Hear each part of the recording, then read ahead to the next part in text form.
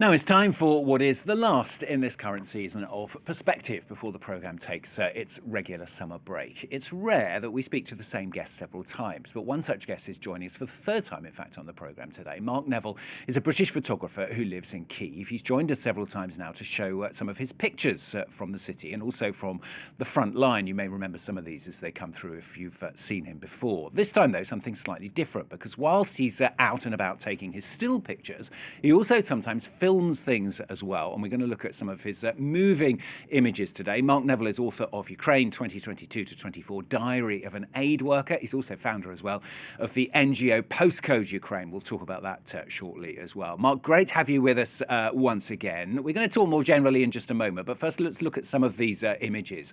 We're going to start with a video that you took, and you've slowed, in fact. This is of a howitzer being fired in Donetsk. Tell us what these images are and why you filmed them.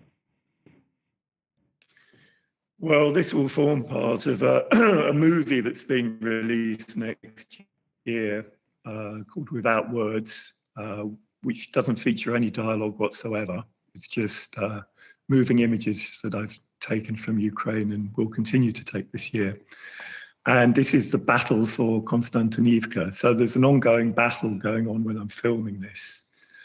In fact, the battle for Konstantinivka is still going on at the moment. And it's a 1950s howitzer being fired by Ukraine, of course, and this incredible guy who's discharging the howitzer by pulling on this string very forcibly. And I remember the shock waves from this go right through your body. It's unlike anything I've ever felt before. And I was immediately covered in sweat and unable to sleep for about 3 days after this, because my whole body was vibrating from the shockwaves, in fact. But this incredibly brave guy will be discharging the howitzer maybe, I don't know, 5-6 times a day sometimes. So,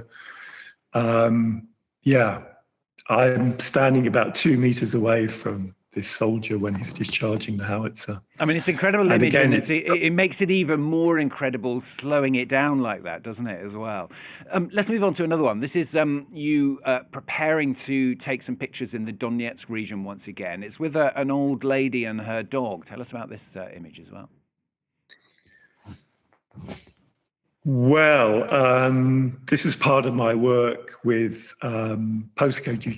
Postcode Ukraine, the charity that I co-founded with Bill and others in 2022. And we combined humanitarian aid deliveries with my documentary practice. And one of the first things we started to do was guerrilla giving, which is we would just turn up in the car with aid, food, medicine, and meet people and say, what do you need? Can we help? We since developed into a charity where we give grants. We're kind of charity of charities, if you like. We give small grants to other charities we see are doing amazing work on the front line. This is near Sloviansk, I think, in Donetsk region. And just part of how I work is about approaching people, even though I can't speak Ukrainian very well. If you have a strong heart and a strong constitution, yeah, and you show no fear, you find most people are very open and approachable, actually. So yeah, I mean, I remember seeing the images afterwards as well. I mean, it is very much your style, isn't it, of doing those very personal pictures. We'll see a few of them again when we talk more generally in a moment. Another video from September of last year, I think this one is. Again, this is a slowed video. It's as you passed a truck that had been hit as you were driving along the road. Yeah, so it's actually not slowed down. What happens is, Stuart, you actually film at more images per second. So the eye sees the world at around 24 pictures, if you like, per second. Here I'm filming at about 100 images a second. And we're traveling down a civilian highway, and there's been a fresh strike from a Lancet missile, and it's completely devastated this military truck. But what's so strange maybe to many viewers is that it's just a normal civilian highway. You know, there are mostly it's just pedestrian, civilian cars, I should say, who are passing this freshly hit vehicle. And that's sadly more and more the case wherever you go in the east of Ukraine, is that these indiscriminate strikes, not just on military targets, but on civilian cars for absolutely no discernible reason. And it's part of this terrorism, really, that's going on. I mean, it does bring it home, doesn't it? If you can imagine that, if that was on a road near to where you personally at home were living. Finally, a short video. This is of you doing your charity work once again, not filmed by you, obviously, filmed of you delivering the aid. Tell us how the charitable work's going. Well, it's going great. As you can imagine, the need is huge. And although we still do a little bit of guerrilla giving, where we just go somewhere which we see is in need, and hand out bananas and fruit and vegetables and, you know, whatever we can to local people, we're more and more focusing on being the charity of charities, whereby we can identify other charities doing really important work. And we're not talking about the big charities, we're talking about small grassroots charities who do things like set up shelters for the displaced, or provide hearing aids for people, or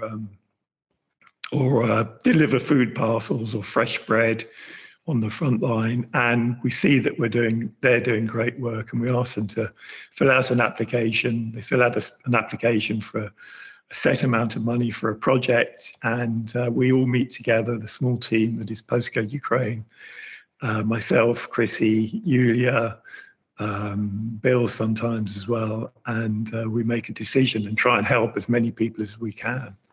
Mark, we're running out of time, but I do want to ask you as well, of course, about where things stand. I mean, we'll show some of your other pictures as well while we talk about this. But I mean, we've spoken to you, as I say, it's the third time we've spoken to you now. In the past, you've been very quite pessimistic, really, about where the war is going and what's happening. I mean, things have improved. Would you agree on the battlefield, at least recently? I mean, are you a little bit more optimistic now? Well, I'm always optimistic, but I think I'm also realistic and pragmatic. I hope I am anyway. And I would say that the long-range strikes and the strikes into Russia are getting more and more accurate and more successful. And that's obviously having an impact. It's very much, you know, thousands of people are dying every month over a few meters of ground. And the howitzer film that you saw earlier, that's going to be part of Without Words, the movie next year, that actually, that battle is still going on. The battle for Konstantinivka in Donetsk region. So that tells you a year later how incremental the gains and the losses are. So of course I'm optimistic of a Ukrainian victory, and I still believe in that. And I'm part of the reason I'm still here after moving here in 2020 is because I believe in the Ukrainian victory. And I want to do everything I can personally and professionally to support that. And Mark, just in 15 seconds, because we are running out of time, but just in 15 seconds, I mean, what's it like being in Kyiv at the moment as well? Because obviously there are still missiles coming in on Kyiv as well. It's very difficult at the moment. We have all-night attacks. We had 2 very late-night ballistic missile attacks last night where the house shook, and that's a common state of affairs at the moment. Mark, thanks ever so much for being with us once again. It's good to talk to you there from Kyiv. Good to have you as well as our last Perspective guest of the season, Mark Neville, joining us live. Thank you very much, Stuart. It's been good great to talk to you again. Hopefully we'll talk to you again at some point, definitely, anyway. And Perspective, though, will, of course, be back with a new season. I think it's right at the end of August, actually, August the 31st. So we will be back with a new season of the programme, of course. So stay with us for that.